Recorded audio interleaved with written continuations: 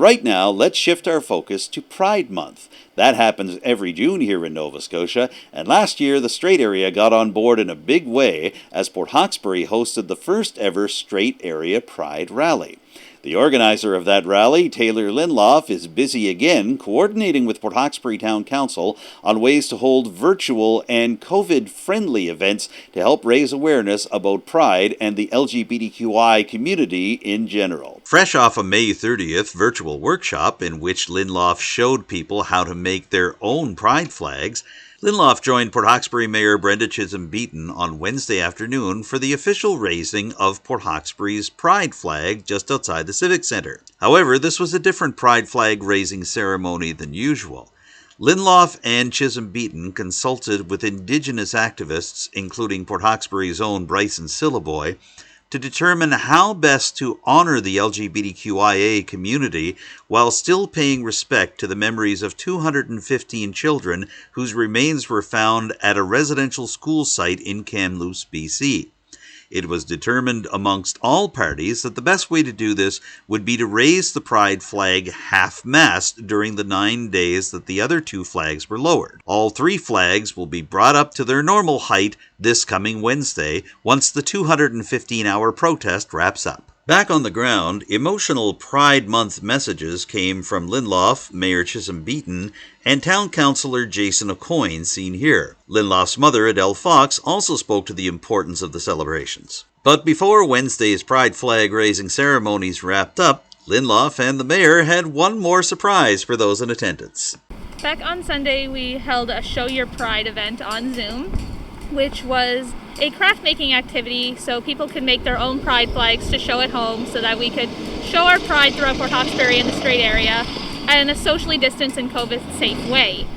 So I taught people how to make their own rainbow flag. Moving on, some of us, including Mayor Brenda, decided that she was going to make her own rocks to hide. But we decided we weren't going to hide them. No. So why should we hide our pride? But instead you had the idea for the Fountain of Love. Yeah, that's right. So we're going to take the Pride painted rocks and we're going to set them right on the fountain down, right next to Grant's Pond. And we invite everybody else to create your own rock art that celebrates Pride. And we want you to show your pride with us. So we're going to place our rocks down by the fountain and we hope the idea will catch on.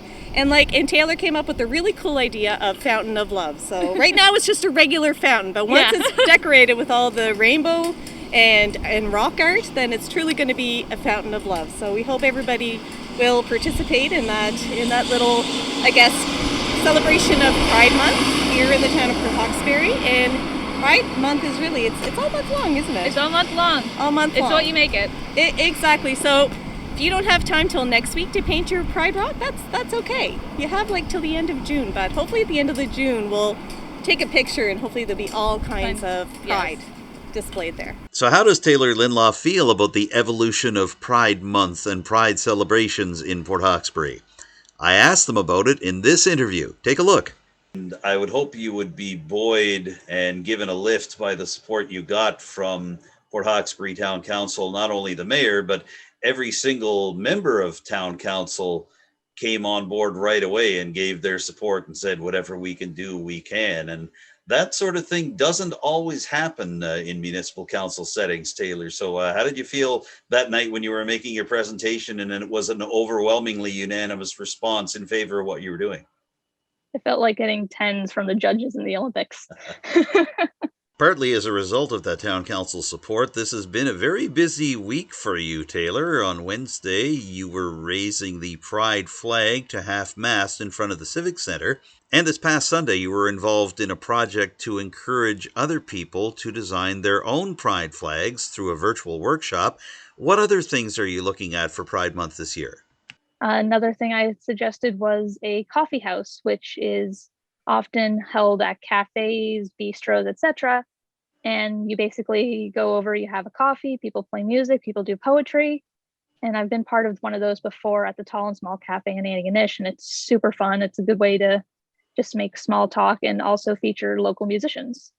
Do you network with other local LGBTQIA associations? I think about the Gay Straight Alliance at Sarek. I think about the Rainbow Coalition in St. Peter's. Do you work with them at all in terms of developing ideas, but also to increase the solidarity among the local groups in the area? I am part of the Rainbow Coalition Facebook group, so Yes. I'm definitely going to be getting them involved.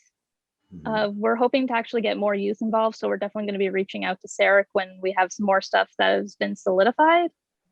And I really hope to get a local council of our own involved, because I'll be honest, like, town councils change, people move, people no longer are able to be part for whatever reason. And I want to make sure that Port Hawkesbury and Strait Area Pride continues when I'm not able to be there.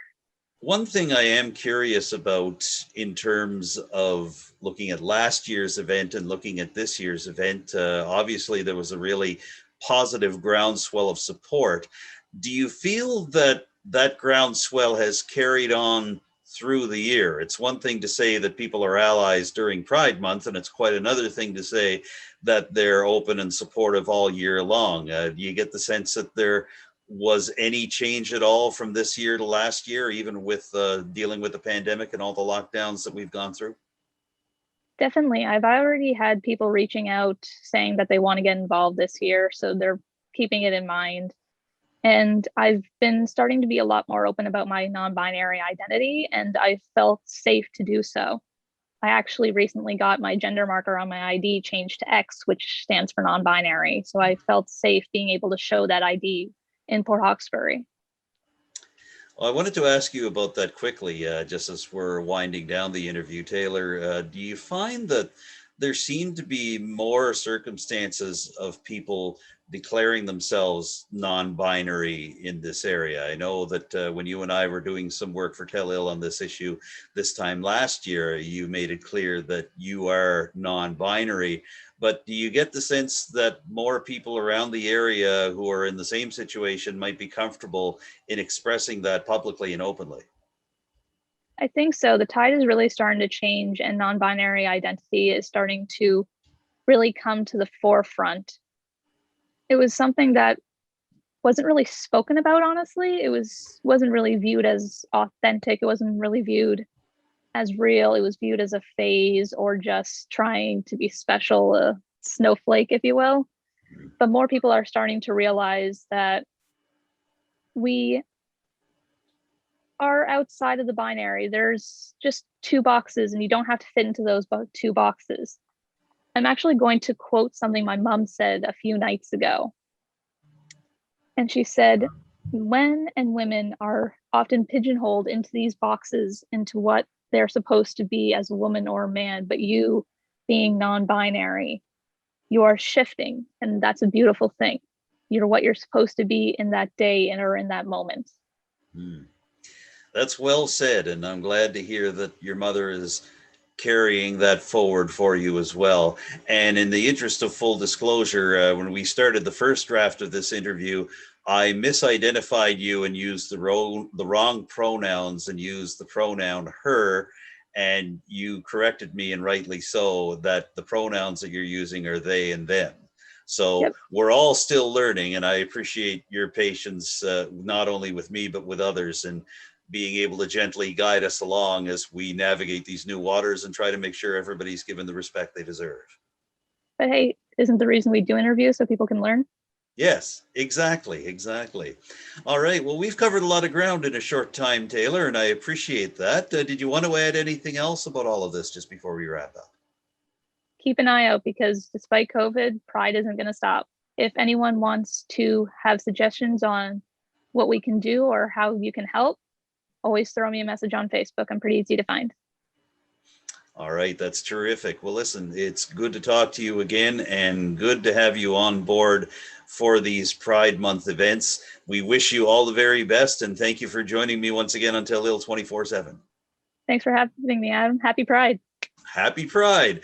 Taylor Linloff is a Pride Month planner and LGBTQIA activist in Port Hawkesbury, and we've been speaking to them via Zoom today.